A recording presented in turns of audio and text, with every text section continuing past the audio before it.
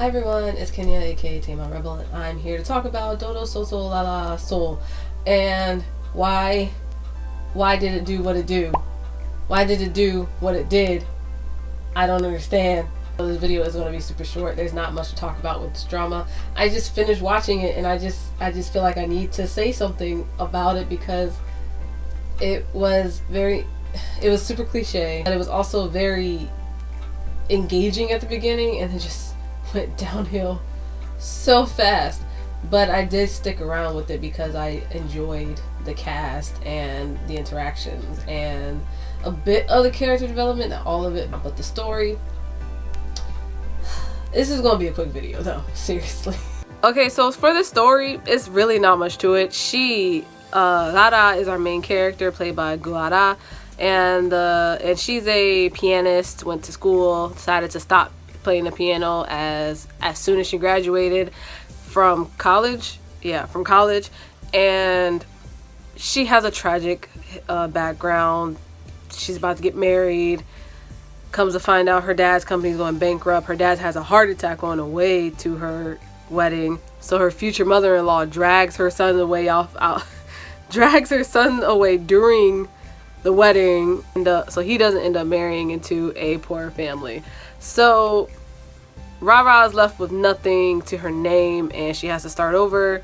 And she ends up in a city called Unpo, which is technically filmed in Mokpo, and I was super excited to see that because I lived in Mokpo for a year when I was an English teacher in 2019, and it was like nice seeing all the areas they decided to use to film because I also was reliving my memories while watching the show. Moving on with the story, she ends up in Unpo and she has to find out who this guy who has the name Dodo Soso La La Show on the social media, who is trying to help her restart her life in Unpo.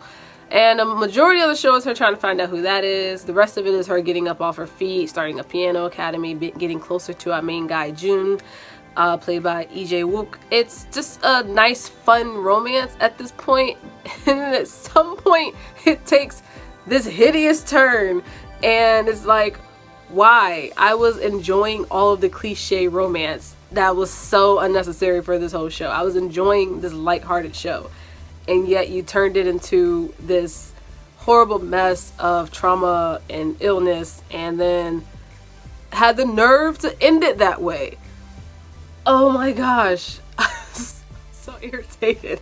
So Rara, played by Guara, is like this very bubbly 20-something-year-old who's a pianist, graduated already, decided to quit piano for various reasons, and then stuff happens. This is how she ends up in Unpo. But she is a very intriguing character. She's like helpless, but to a point of where it's like, wow, I really want to help her because she's so helpless. It's like, okay, she's helpless, but it's not like she wants everything to be relied on somebody else. She wants to pay them back. She wants to do whatever she can to be a successful person, and she's just this overly abundance of egyo, and I can't deal with it, but I can see why it would be endearing to someone else. So Dada is just this very nice girl, and she ends up meeting Jun, and he helps her through a lot of stuff, and they become, very close with each other.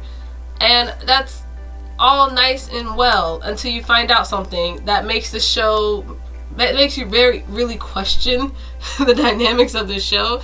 And it's like, why would you do that? That just makes this uncomfortable and a bit weird. And then you kind of bypass that when you get to it, and it's like, okay, alright, yeah, they're cool, they're chill, I really wish them happiness and stuff like that, as well as the other side characters. So you bypass that part, that first obstacle, and then a second obstacle happens, and you're like, this show got dark. Then you bypass that one, and it gets all happy again, and then, this isn't really going well, is it? And it's like, after the third obstacle, you're like, this show can't get any better. And it doesn't. The characters pretty much stay the same, which is great, but the story just dives into an abyss of what the hell. And at this point, by the time that happens, you're already so far into it, it's like, I might as well just finish the show. And that's how I feel. I don't recommend the show at all. If you're looking for a cliche romance, I don't even recommend it for that The only good parts about the show are the very fun side characters and the main couple. The main couple are cute. Now, do I wish EJ Wook chose another show for his first main role? Yes, I really did because this does not showcase him well enough.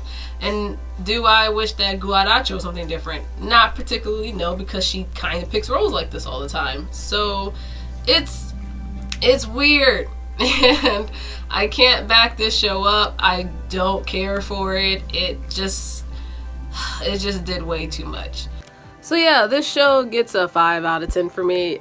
It just couldn't get any better than that, no matter how hard I tried. It just did not work out. So, oh well. Moving on to the next show. Thank you for watching. This is just a really short video, mostly to test my mic and because the show didn't have that much intrigue to me. I don't want to call it a review because I had no reason to really review this show. Please like, subscribe, and hit the notification bell for more videos. And when 2021 rolls around, I promise to be more consistent with 2 videos, maybe 3 every month, starting out. Thank you. Bye.